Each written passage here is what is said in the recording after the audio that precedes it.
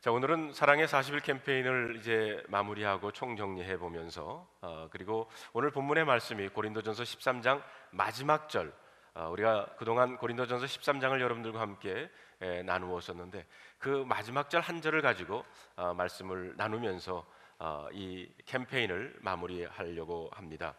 그런즉 믿음, 소망, 사랑 이 세 가지는 항상 있을 것인데 그 중에 제일은 사랑이라고 했습니다. 사실 여러분, 이 믿음, 소망, 사랑 이 세 가지는 우리 크리스찬 신앙생활의 3대 요소라고 할 수가 있습니다. 첫째로 이 믿음은 우리 요한복음 1장 12절에도 보면 영접하는 자 곧 그 이름을 믿는 자들에게는 하나님의 자녀가 되는 권세를 주셨다라고 했습니다. 여기 그 이름이라고 하는 것은 바로 예수님입니다. 예수님이 나의 구세주가 되심을, 그래서 그 예수님을 나의 구세주로 영접하고 그분이 나를 위해서 십자가에 달려 돌아가시고 사흘 만에 부활하신 그 예수님을 믿는 사람들은 하나님의 자녀가 되는 줄로 믿습니다. 그래서 우리들은 바로 그 믿음으로 구원에 이릅니다. 히브리서 11장 6절에 보면 믿음이 없이는 하나님을 기쁘시게 할 수가 없다고 그랬어요. 그래서 여러분, 우리가 정말 하나님을 기쁘게 하는 삶을 살기를 원한다 그러면 우리들한테 믿음, 바로 예수님을 믿는 그 믿음이 우리에게 있어야 합니다. 둘째로 소망. 베드로전서 1장 13절에 3절에 보면 소망은 거듭난 사람들에게 주시는 하나님의 선물이라고 그랬어요. 그래서 이제 구원받은 우리들이 소망하면 바로 하나님 나라에 대한 소망입니다.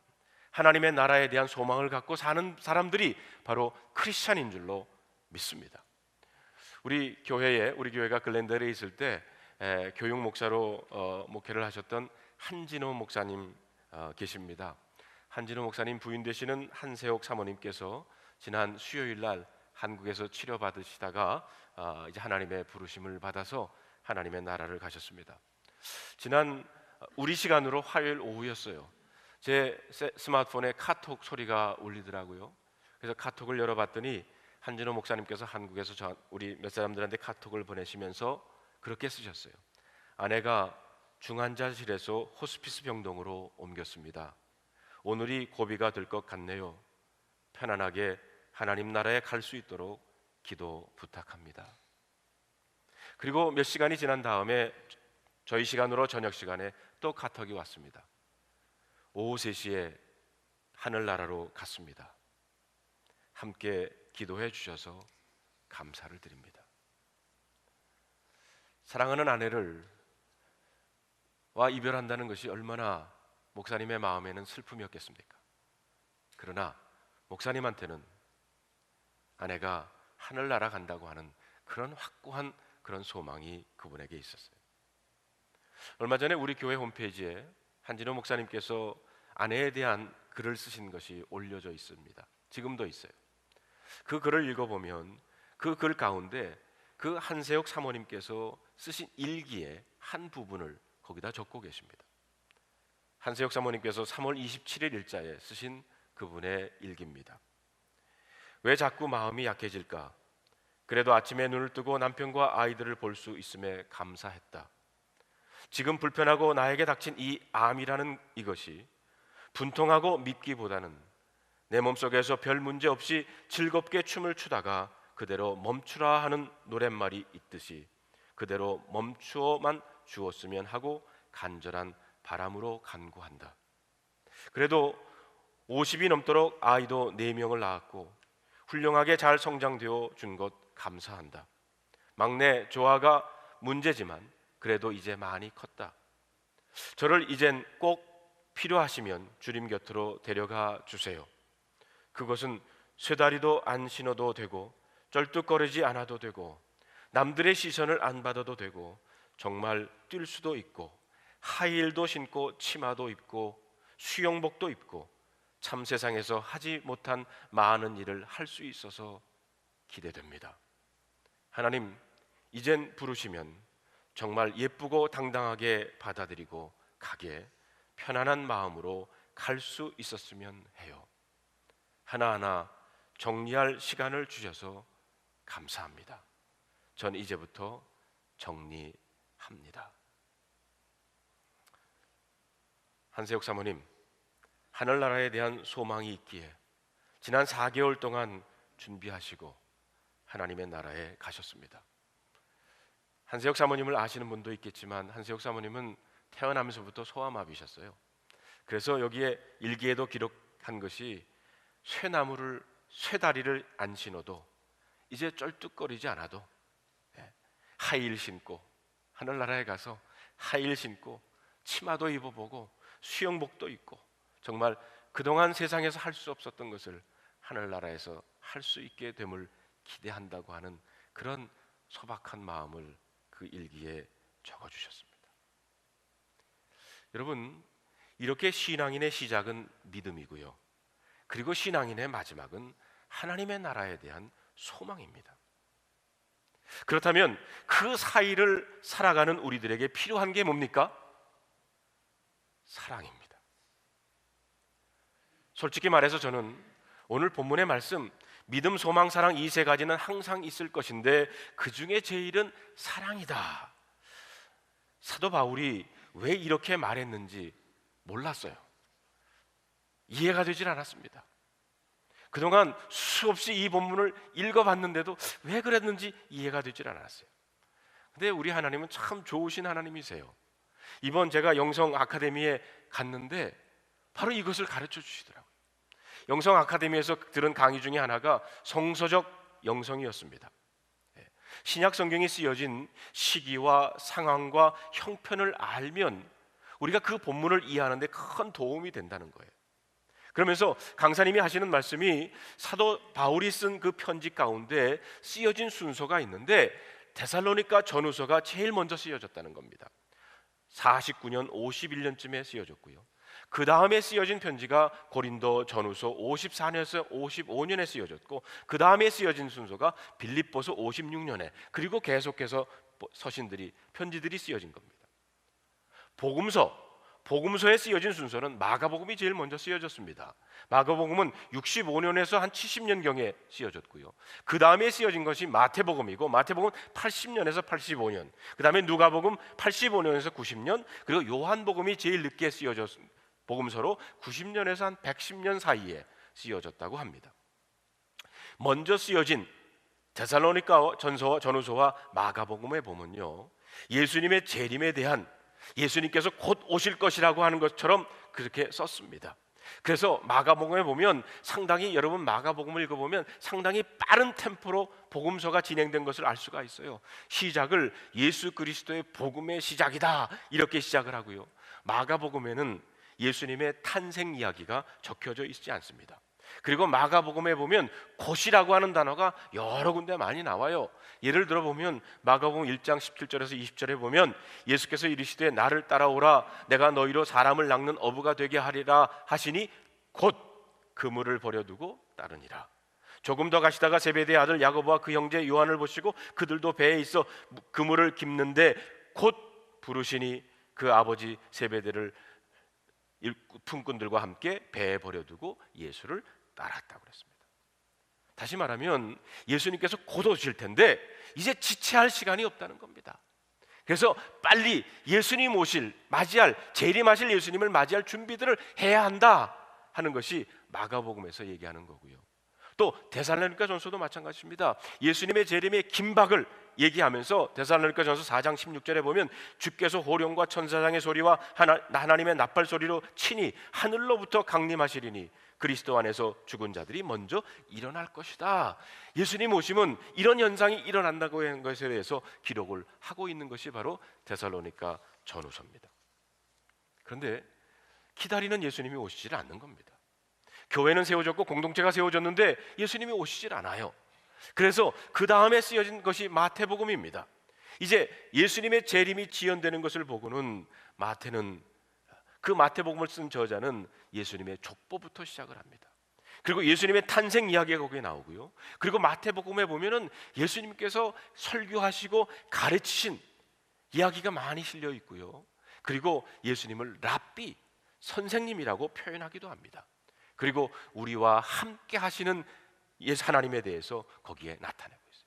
자, 이제 예수님의 재림이 늦어지니까 이제 우리가 이제 크리스찬으로 우리가 살아갈 때 예수님께서 가르치신 말씀을 우리가 상고하고 기억하고 그 말씀대로 살아야 된다. 그리고 우리가 이 삶을 살아가는 동안에 성령 하나님께서 우리와 함께 하신다고 하는 것을, 메시지를 마태복음이 그 초대교회 공동체에 전해주시고 있는 겁니다.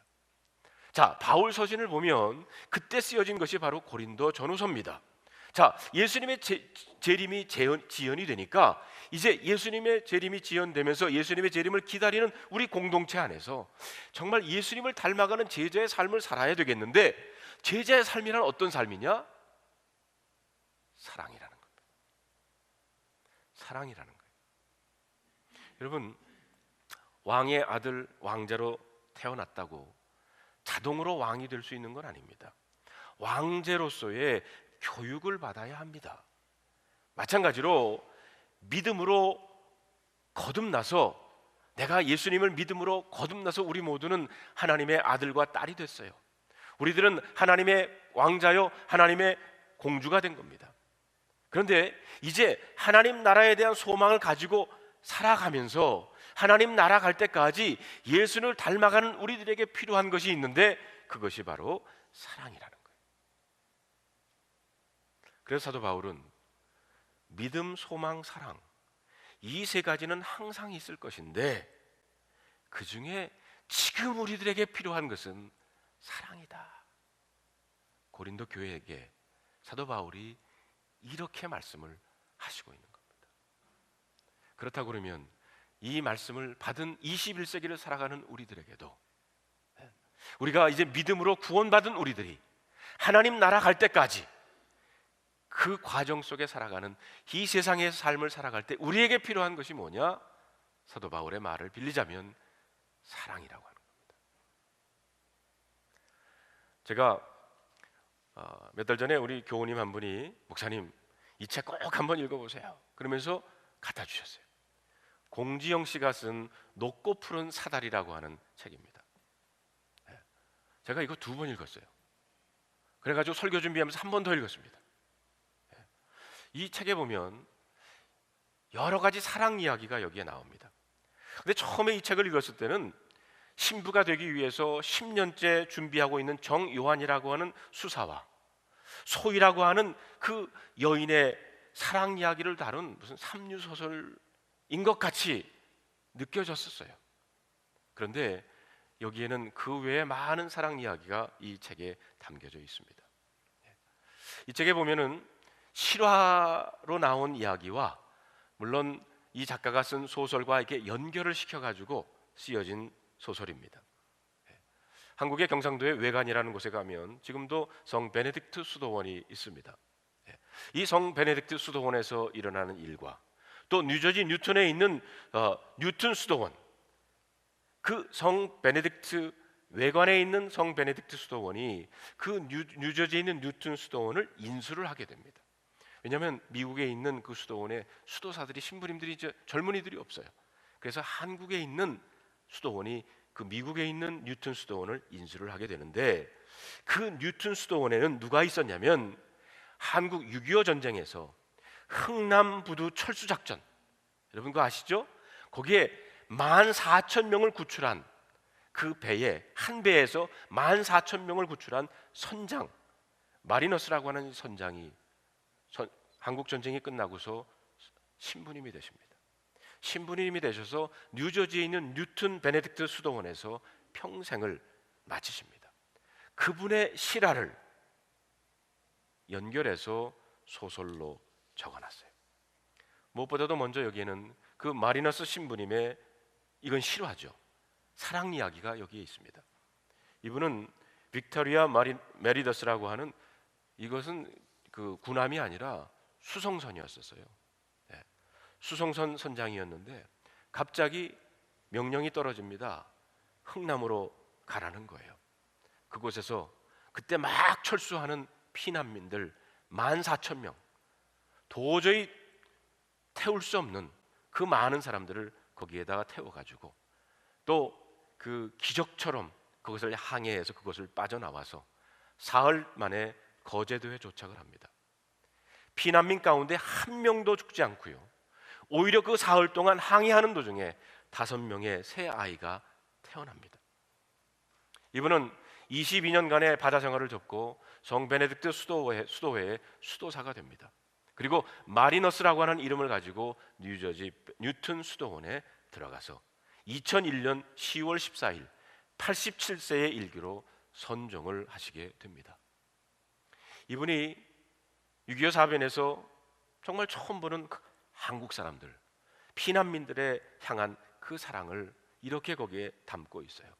그때 막 피난민들을 이제 배에 타는데 거기에 한 여인과 약속을 합니다. 무슨 약속을 하냐면 오늘부터 내가 죽는 날까지 그대들을 위해서 기도하겠습니다.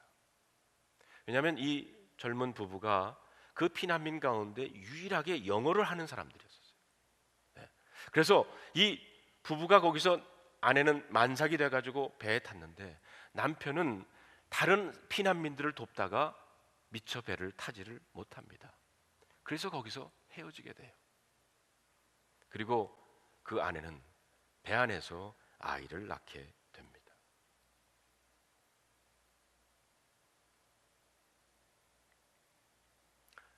이 책에 보면 독일 신부인 토마스 신부님에 대한 얘기가 나와요. 이분은 독일의 연세가 많은 신부님으로서 원래는 원산, 북쪽이죠, 덕원 수도원에서 사역을 하셨던 분입니다. 해방이 되고 나서 북한이 이제 공산주의가 되고 그곳에서 수도를 하고 선교를 하시던 분들이 많이 죽거나 살아나서도 살아나신 그분들이 자기 나라로 돌아가지 않고 남한으로 돌아와서 이 토마스 선교사님이라는 분은 평생을 그 외관이라고 하는 그곳에서 수도사를 하시다가 거기서 돌아가시게 됩니다. 이 소설에 보면 정요한 수사가 그 토마스 신부님에게 묻습니다. 왜 돌아오셨습니까? 왜 이 죽음과 고문의 땅으로, 왜 당신의 나라로 돌아가지 않고 다시 왜 이곳으로 돌아오셨습니까? 그렇게 묻자 토마스 신부님이 이렇게 대답을 하십니다. 사랑하니까. 한국 사람과 그리고 하나님을 사랑하기 때문에 다시 돌아왔다는 겁니다. 이 두 가지는 실화예요. 자, 그러면서 이 주인공 정요한 수사의 할머니 얘기가 여기에 나옵니다. 이 할머니는 북쪽의 원산 쪽에 살다가 결혼한 지 1년 6개월 만에 그동안 원산에 있는 덕원 수도원에서 외국인 신부님으로부터 영어를 배운 사람입니다. 흥남 부두 철수 때 부부가 헤어지게 돼요. 할머니는 배를 탔지만 할아버지는 배를 타지 못했어요. 그리고 그 배에서 이 할머니는 정요한 신부님의 아버지를 낳게 됩니다. 할머니는 남한으로 와서 냉면집을 이제 열면서 아주 성공을 하게 돼요. 전국의 냉면집을 체인을 갖게 되는 성공한 기업인이 됩니다. 이 할머님은 손자가 신부가 되는 것에 대해서 큰 기대를 갖고 희망을 갖고 살았던 분이십니다. 그래서 많은 돈을 그 교회에 기부를 하면서 성당을 짓고 있었어요. 근데 그 성당을 짓는데 새롭게 지어지는 그 성당의 모양이 바로 자기가 원산에서 있었던 덕원 수도원의 모양으로 남한의 성당을 짓게 됩니다. 그런데 바로 이 할머니가, 이 정요한 신부님의 할머니가 탔던 배가 마리너스 선장이 운항을 했던 배였었어요. 물론 이건 소설이겠죠. 네.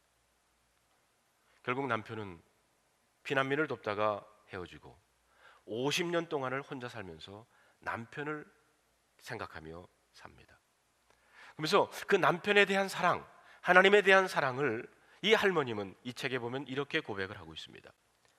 진정한 사랑은 마모되지 않는 것, 진정한 고통도, 진정한 슬픔도, 진정한 기쁨도, 시간은 모든 거짓된 것들을 사라지게 하고 빛바라게 하고 그중 진정한 것만을 남게 한다는 것. 거꾸로 시간이 지나 잊혀진다면 그것은 아마도 진정에 닿지 못한 모든 것일 것이다. 진정한 사랑은 50년이란 세월이 지나도 사라지지 않는다고 하는 이 할머님의 고백입니다. 믿음과 소망 사이를 살아가는 우리들에게, 여러분들에게도 이 높고 푸른 사다리에 나오는 이런 사랑 이야기, 물론 내용은 다르겠지만 그런 사랑 이야기로 넘치는 여러분들이 되시기를 바랍니다. 제가 지난 주간에 이 목회스 칼럼에도 썼지만 연변과기대 평양과기대 총장님으로 계시는 김진경 총장님을 지난 화요일 날 만나서 점심 식사를 같이 했어요. 김진경 총장님이 저한테 악수를 하면서 하시는 말씀이, 목사님, 저는 공산주의자도 자본주의자도 아닙니다. 저는 사랑주의자입니다. 이렇게 본인을 소개를 하셨습니다. 이분은 미국 시민권자세요. 근데 북한에 이제 들어가셨다가 감금이 돼가지고 사형 선고를 받으십니다. 그래서 40여일간을 감옥에 갇혀 있는데 그 감옥에 있으면서 4장의 유서를 쓰셨어요. 처음에는 연변과기대에다가 편지를 유서를 쓰면서 이렇게 쓰셨다고 합니다. 총장이 죽었다고 절대 고기나 장례식을 하지 말고 천국으로 가는 송벽식을 하고 풍악을 울려달라, 이렇게 당부를 하셨습니다. 그리고 두 번째는 아내에게 편지를 남기시면서 너무 슬퍼하지 말라는 위로의 말과 함께 정리할 부분들에 대해서 쓰셨습니다. 그리고 세 번째는 미국 정부에게 이런 유언을 남기셨습니다. 나의 죽음으로 인하여 북한에게 보복하지 말라. 나는 오해로 죽지만 민족을 사랑하고 하나님의 사랑을 실천하다가 천국으로 갔으니 보복하지 말라. 만약 보복을 한다면 사랑을 실천하다가 죽은 내 뜻에 어긋나는 것이다. 그리고 끝으로 북한 당국에게 이렇게 유서를 남겼습니다. 내 육신은 평양의과대학에 기증해달라. 나의 육신은 아직 크게 알아본 적이 없는 아주 건강한 몸이다. 내가 죽으면 내 장기를 필요로 하는 조선 사람들에게 이식해 주었으면 좋겠다.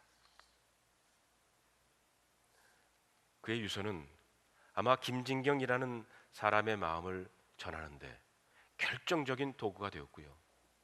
김 총장님은 연금된 지 42일 만에 석방이 됩니다. 그리고 와서 평양과기대를 지어달라고 하는 부탁을 받게 됩니다. 사랑하는 성도 여러분, 이제 저희들은 사랑의 40일 캠페인을 마쳤습니다. 그러나 우리들이 배운 사랑의 실천은 이제부터 해야 합니다. 예수님을 믿음으로 구원받고 하나님의 자녀된 우리들, 하나님 나라에 대한 소망을 갖고 살아가고 있는 우리들, 이 삶을 살아가는 우리들에게 필요한 것이 있다고 그러면 오직 하나, 바로 사랑입니다. 이 시간에 두 분의 간증을 저희들 듣기를 원합니다. 제가 이 두 분을 어떻게 선정을 했냐면, 이 두 분은 물론 그 외에도 여러분이 계시지만 40일 새벽 기도회를 한 번도 빠지지 않으셨고요, 주일 예배 빠지지 않으셨고요, 수요 예배도 참석하시고, 그리고 소그룹 사역인 샘터에도 참석하셔서 이 사랑의 캠페인을 잘 이어갔던 분이십니다. 이 시간에 김범순 권사님 먼저 나오시고요, 이어서 박지혁 집사님, 이 두 분의 간증을 듣는 시간을 저희들이 갖겠습니다.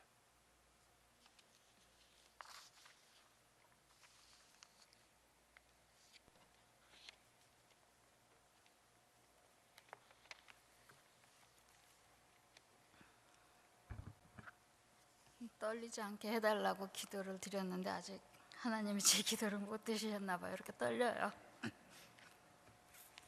안녕하세요, 김범순 권사입니다. 드림교회 사랑의 40일 캠페인 중에 새벽 예배 참석을 다 했다고 담임 목사님께서 간증을 하라고 하셨습니다. 한 열흘 전쯤에 숙제처럼 말씀하시고, 지난주엔 영성 아카데미 참석으로 교회에 안 가셔서 못하겠다는 말씀도 드리지 못하고 결국 이 자리에 섰습니다. 답답한 마음에 간증이란 단어를 검색을 해보았습니다. 자신의 종교적 체험을 고백함으로써 하나님의 존재를 증언하는 일이라고 나왔더군요. 종교적 체험이라는 말이 너무 거창하게 생각돼서 머릿속이 하얘지고 방언이나 환상 그런 체험도 없었고 하는 수 없이 사랑으로 가꾸는 삶 책을 처음부터 다시 보기 시작했습니다. 40일 동안 새벽마다 열심히 듣고 은혜 받은 말씀들은 어느새 내 기억 저만치 희미해져 있었습니다. 그래서 이 자리가 많이 떨립니다. 저는 먹는 것보다도 잠자는 걸 더 좋아합니다. 그런 저를 새벽마다 깨워주신 것은 분명 하나님의 은혜입니다. 얼마 전 차를 사게 하신 것도, 집이 교회와 가까운 것도 다 새벽 기도를 나올 수 있도록 예비해 주신 하나님의 은혜입니다. 그 크신 하나님의 은혜로 40일 새벽 기도를 마치며 하게 된 마음의 작정을 여러분 앞에 말씀드리겠습니다. 우리가 믿음을 가질 수 있는 것은 하나님이 주시는 능력 때문이라고 합니다. 그 하나님의 능력에 의지하여 예수님께서 내가 너희를 사랑한 것 같이 너희도 사랑하라 하신 말씀을 실천할 수 있도록 늘 기도하겠습니다.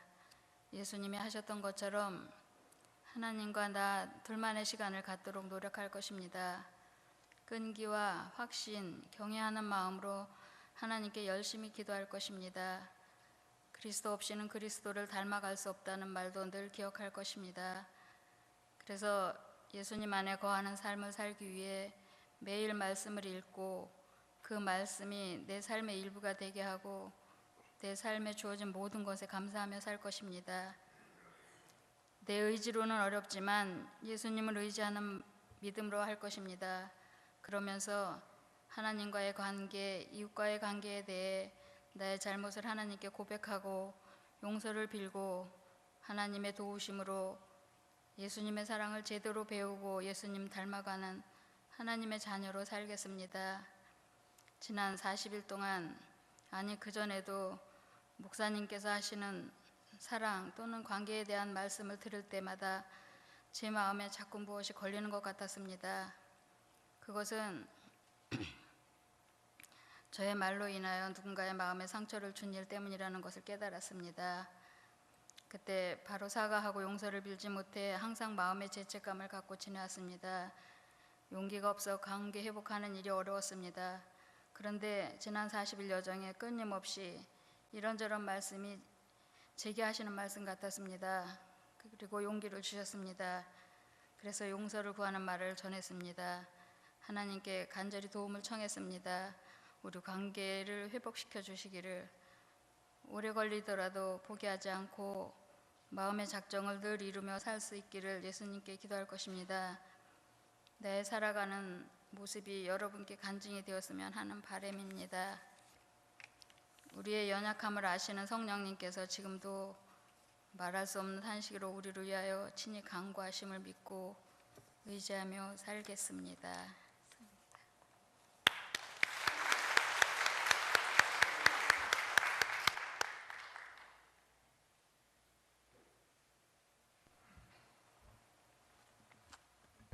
안녕하십니까, 박재혁 집사입니다.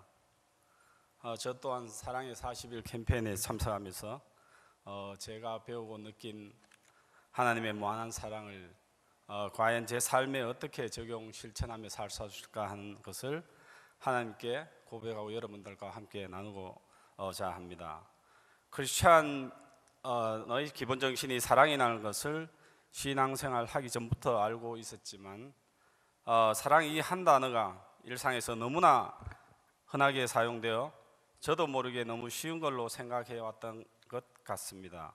누구도 가르쳐 주지 않았는데 나이에 따라 그리고 감정에 따라 나만의 사랑을 주고받으며 때로는 그 사랑으로 인해 행복해도 하고 때로는 그로 인해 슬퍼하곤 했습니다. 늦게나마 신앙생활을 하면서도 그 속에 담긴 깊은 의미를 제대로 깨우치지 못하고 살아왔음을 고백하지 않을 수 없습니다. 그런데 이번 사랑의 40일 새벽 기도회를 통하여 하나님께서 정말 소중한 깨달음을 제게 주셨습니다. 지금까지 제가 해온 이 사랑은 정말 나 마음대로의 사랑이었음을 분명히 해주셨습니다.